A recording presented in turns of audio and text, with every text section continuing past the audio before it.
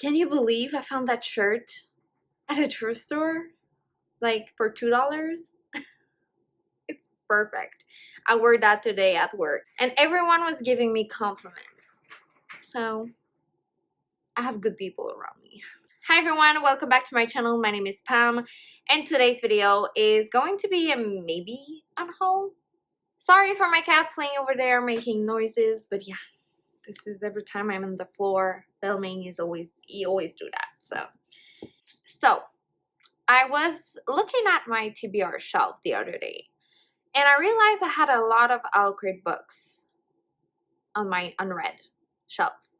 And I canceled my subscription to Owlcrate in April 2020.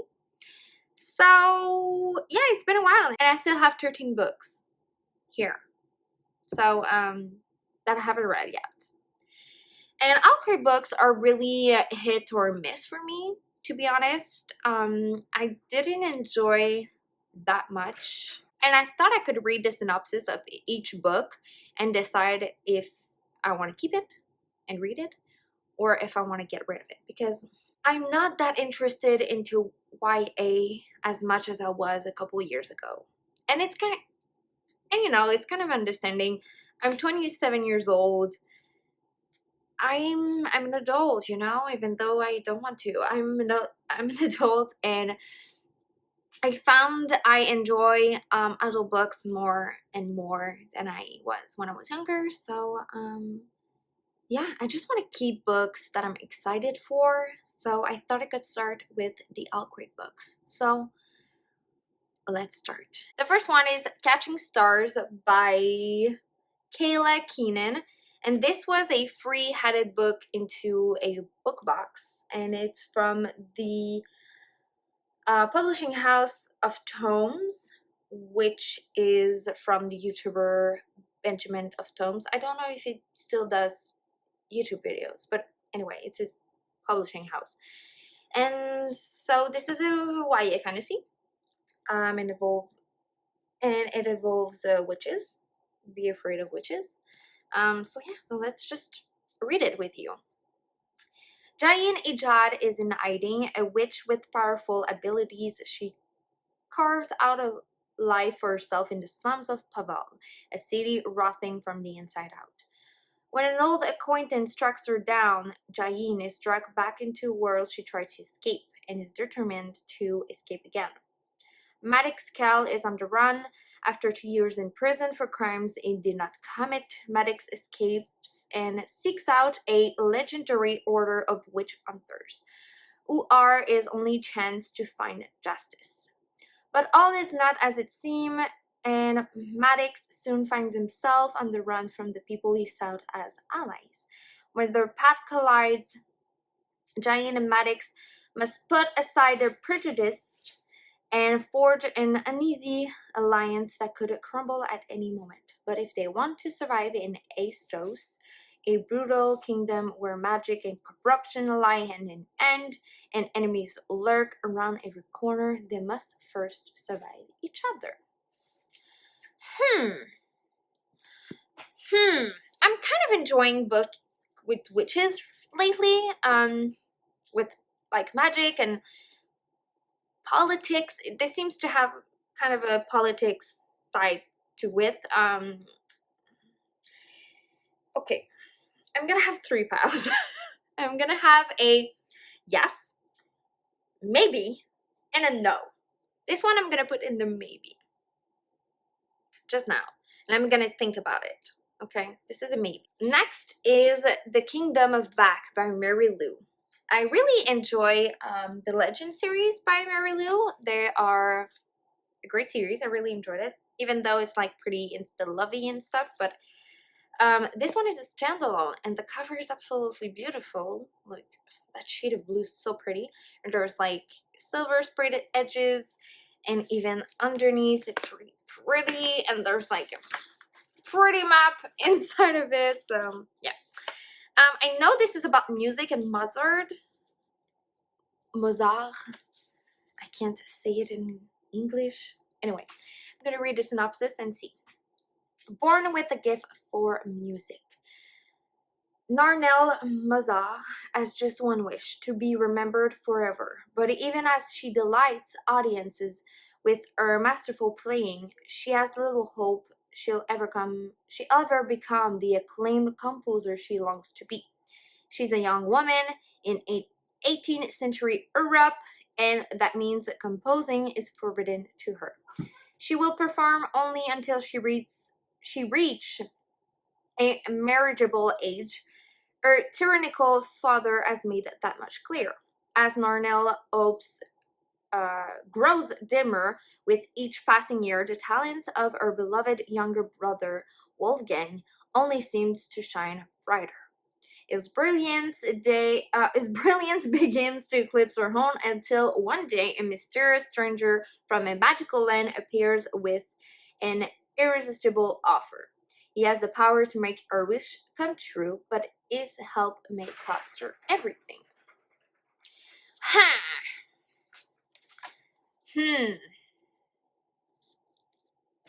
Doesn't really excite me, to be honest. It doesn't excite me. Oh, I'm so sad. I I was not expecting that. I thought it would excite me, but it doesn't, for some reason. I love like magical worlds and people being swooped in magical worlds. I really love that aspect to it. I don't care for her wanting to be like a great composer. Okay, so I think this one is gonna be a no. I know it's gonna be a no. Sorry. After that, it's gonna be Winterwood by Shay Earnshaw. She's the author of The Wicked Deep. This cover again is absolutely beautiful. Blue sprayed edges, a white cover with blue and yellow gold, and underneath it's so pretty. Yeah, okay, let's read the synopsis. Be careful of the dark wood, especially the woods surrounding the town of Fairhaven. Some say these woods are magical, cursed even. Rumored to be a witch, only Nora Walker knows the truth. She and the Walker woman before her have always shared a special connection with the woods, and it's a special connection. And it's this special connection that leads Nora to Oliver Huntsman, the same boy who disappeared from the camp from Wayward Boys weeks ago, and in the middle of the worst snowstorm in years. He should be dead, but here he is alive and left in the woods with no memory of the time he'd been missing. But Nora can feel an uneasy shift in the woods at Oliver's presence, and it's not too long after that Nora realizes she has no choice but to unearth the truth behind how the boy she has come to care so deeply about survived his time in the forest and what led him there in the first place. What Nora doesn't know, though, is that Oliver has secrets of his own. Secrets he'll do anything to keep buried. Because as it turns out, he wasn't the only one who went missing on that fateful night all those weeks ago. Ooh, this one is kind of a mystery. And there's witches again, which I'm really enjoying. I'm excited for that one. I think it could be perfect for right now, like in the spooky season, but maybe even more like in November. Okay, I'm really intrigued, so I'm going to I'm gonna keep it. This is a yes. Oh my god, it sounds so good. Next we have I Hope You Get This Message by Farah Naz Rishi. This one is a sci-fi dystopian, I think, so I'm kind of excited because they're all pretty much fantasy except for this one. So yeah, okay, so let's start the synopsis. 7 days, the earth might end in 7 days. When news stations start reporting that Earth has been contacted by a planet named Alma, the world is abuzz with rumors that the alien entity is giving civilization only a few days before they hit the kill switch. For high school truant Jesse Ewed, though, nothing has ever felt permanent. Not the guys he hooks up with, Not the jobs his underpaid mom works so hard to hold down. Life has dealt with. God, I can't talk. Life has dealt him one bad blow after another. So what does it matter if it all ends now? Kate Collins, on the other hand, is desperate to use this time to find the father she never met. The man she grew up hearing wild stories about, most of which she didn't believe. And then there's Adim Khan. While coding and computer programming have always come easily for him, forgiveness doesn't. He can't seem to forget his sister for leaving, even though it's his last chance. With only 7 days to face their truths, right their wrongs, Jesse, Kate, and Adim paths collide, even as their worlds are pulled apart. So we're probably gonna have like a three perspective kind of thing here, and it's queer, which I really do enjoy. It's like a dystopian sci-fi first contact with aliens, which I really enjoy too. So this is a yes. I'm really intrigued. Like, what do those aliens want with humanity? And it kind of reminds me of We Are the Ants by Sean David Archerson, and I really, really enjoyed that book. So I'm gonna keep that one. I'm really intrigued. Next is The Glass Sphere by Lauren DeStefano. So this is a fantasy duology. This is the first one. So let's read. Wilhelmina Hadol, the fourth child and only daughter of the king of the world's wealthiest nation, has grown up in the shadows. Kept hidden from the world in order to save as a spy for her father, whose obsession with building his empire is causing a war. Will wants nothing more than to explore the world beyond her kingdom, if only her father would give her the chance. Until one night, Will is attacked, and she discovers a dangerous secret. Her touch turns people into gemstone. At first, Will is horrified by her power, but as she tests its limits, she's drawn more and more to the strange and volatile ability. When it leads to tragedy, though, Will is forced to face the destructive power within her and finally leave her home to seek the truth and a cure. But finding the key to her redemption puts her in the path of a cursed prince who has his own ideas for what to do with Will's power. With a world on the brink of war and a power of ultimate destruction, can Will find a way to help the kingdom that turns its back on her, or will she betray her past and her family forever? I'm intrigued, but I'm scared it's gonna be like insta lovey, and I'm just not into that anymore. So I don't know. And how did she never know that she has powers to turn people into gemstone? Like, she never touched anyone ever before that. I don't know. This one is gonna be a maybe. Next I have Before She Ignites by Jody Meadows. This one I'm not gonna read the synopsis because I tried to read it a couple of years ago when I was really into like YA fantasy, and I was like at 50%.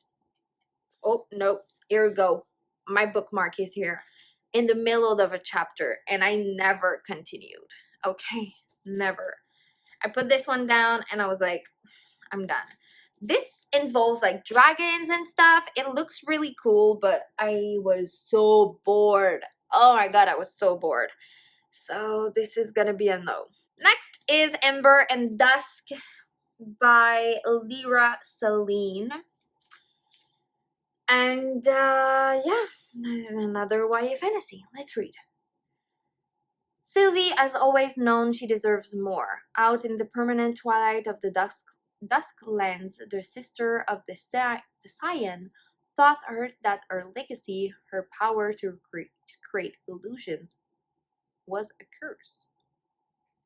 But Sylvie knows it entitles her to took place in Cœur d'Or, the Palais of the Ember Empress and her highborn legacies. And so Sylvie sets off towards the Ember City, a glittering jewel under a sun that never sets, to take what is hers. But her hope for a better life at court is quickly dim. The Empress Severine invites her in only as part of a cruel wager among her beautiful and powerful couriers? Yeah. Sylvie must assume a new name, Mirage, and work to hone her magic. She begins to navigate secretive social circles and join deadly games of intrigue in order to claim her spot at court. And soon it becomes apparent that things are not as they appear. However, no one, including her cruel yet captivating sponsor, Sunder, will answer her questions. As Mirage strives to seize what should be her rightful place, she must consider whether it is worth the price she will have to pay. Doesn't excite me. So this is a no. It doesn't excite me. Okay, next is Scavenge the Stars by Tarasim. When Amaya rescues a mysterious stranger from drowning, she fears a rash action have earned her a longer sentence on the deport ship where she's been held captive for years. A ship? Does this involve, like, pirates? Yeah. Oh no, I hate pirates. Okay, it involves like pirates. I just hate pirates books. I hate books set on the water. So this is a no. No. Next. Next is the guineave. I can't say that word in English. Okay. The Guineave Deception. Guinevere by Kristen White. I love that cover. It's so pretty. It's so pretty. Let's read. Princess Guinevere has come to Camelot to wed a stranger, charismatic King Arthur. With magic clawing at the kingdom's border, the great wizard Merlin conjured a solution, sending Guinevere to be Arthur's wife and his protector from those who want to see the young king's idyllic city fail. The catch? Guinevere's real name and her true identity is a secret. She's a changeling, a girl who has given up everything to protect Camelot. To keep Arthur safe, Guinevere must navigate a court in which the old, including Arthur's own family, demand that things continues as they've been, and the new, those drawn by the dream of Camelot, find for a better way to live. And always in the green hearts of a forest and the black depths of lake, magic lies in wait to reclaim the land. Arthur's knights believe they are strong enough to face any threat, but Guinevere knows it will take more than swords to keep Camelot free. Deadly juiced, duplicitous knights, and forbidden romances are nothing compared to the greatest threat of all. The girl with the long, knotted, black hair, riding on horseback through the dark woods toward Arthur. Because when your whole life existence is a lie, how can you trust even yourself? I really love the story of Camelot and King Arthur and Merlin. It really is a story that really intrigues me, and this is kind of a reimagining of that story, and so this is a yes. I'm gonna keep that one. I'm really intrigued. Next is The Gilded Wolves by Roshni Chokshi. I'm kind of on the fence with this one because I read the Star Touch Queen duology by Roshni Chokshi. Hated it. I'm sorry, I didn't like it at all. But I absolutely love her middle grade series, the Pandava series saga thing with Arusha. I really, really, really love that one. This is another YA, so maybe I don't like her YA stuff, but I love her middle grade stuff. So let's read the synopsis and see if it intrigues me. It's 1889. The city is on the cusp of industry and power, and the Exposition Universelle has breathed new life into the streets and dredged up ancient secrets. There are some words that are written the same way in French and English, so I tend to read them in French and then I switch back to English. I'm sorry. Here, no one keeps tabs on dark truths better than treasure hunter and wealthy hotelier Séverin Montagnet à la Rie. When the elite, ever powerful Order of Babel coerce him to help them on a mission, Séverin is offered a treasure that he never imagined, his true inheritance. To hunt down the ancient artifact the Order seeks, Séverin calls upon a band of unlikely experts, an engineer with debt to pay, an historian banished from his home, a dancer with a sinister past, and a brother in harms, if not blood. Together they will join Séverin as he explores the dark, glittering heart of Paris. What they find might change the course of history, but only if they can stay alive. Ooh, so this is a heist. Okay, I'm intrigued. This one seems more my thing than the Started Queen. Yeah. I don't know if there's magic, but it's kind of like a historical fiction reimagining of I don't know what, but really intrigues me. It's set in Paris, which is like amazing. And yeah, I love a good heist. So I'm gonna keep that one. Next is Shadow of the Fox by Julie Kagawa. I heard great things about this one, so I'm gonna read the synopsis and see if it's my thing. 1,000 years ago, the great Kami dragon was summoned to grant a single terrible wish, and the land of Iwagoto was plunged into an age of darkness and chaos. Now, for whoever holds the scroll of 1,000 prayers, a new wish will be granted. A new age is about to dawn. Raised by monks in the isolated Silent Winds Temple, Yumiko has trained all her life to hide her yokai, I think, nature. Half kitsune, I think it's kitsune, half human. Her skill with illusion is matched only by her penchant for mischief. Until the day her home is burned to the ground, her adoptive family is brutally slain, and she is forced to flee for her life with the temple's greatest treasure, one part of the ancient scroll. There are many who will claim the dragon's wish for their own. Kage Tatsumi, a mysterious samurai, samurai of the Shadow Clan, is one such hunter, under orders to retrieve the scroll at any cost. Faith brings Kage and Yumiko together. With a promise to lead him to the scroll, an uneasy alliance is formed. Offering Yumiko her best hope for survival, but he seeks what she has hidden away, and her deception could ultimately tear them both apart. With an army of demons at her heels, and the unlikeliest of allies at her side, Yumiko's secrets are more than a matter of life or death.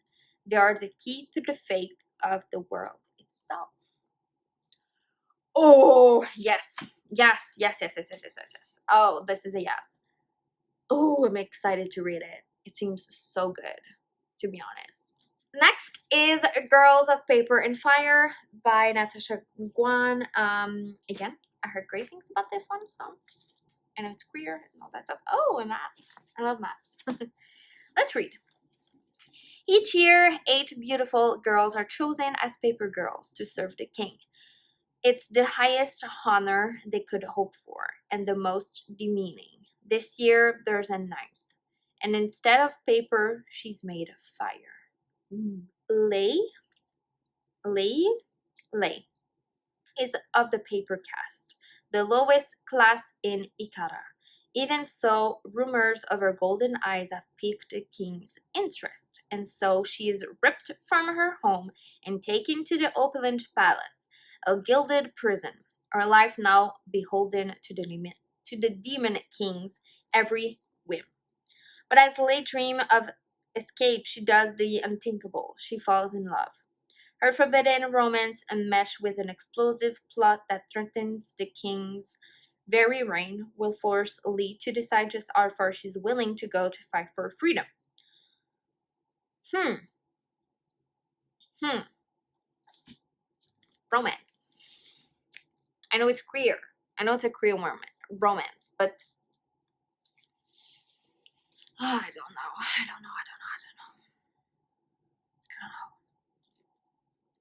I don't know. This is a maybe. And finally, the last book is Ace of Spades by Amanda Foodie. This is like a Las Vegas heist thing. Let's see. Welcome to the city of sin, where casino families ring, gangs infest the streets, and secrets hide in every shadow. Enisalta was raised as a proper young lady, and no lady would willingly visit New Reigns, the so-called city of sin. But when her mother goes missing, Ene must leave her finishing school and her reputation behind to follow her mother's trail to the city where no one survives uncorrupted. Frightened and alone, Ene has only one lead, the name Levi Glazier. Unfortunately, Levi is not the gentleman she expected. He's a street lord and conman. Levi is also only one payment away from cleaning up a rapidly unraveling investment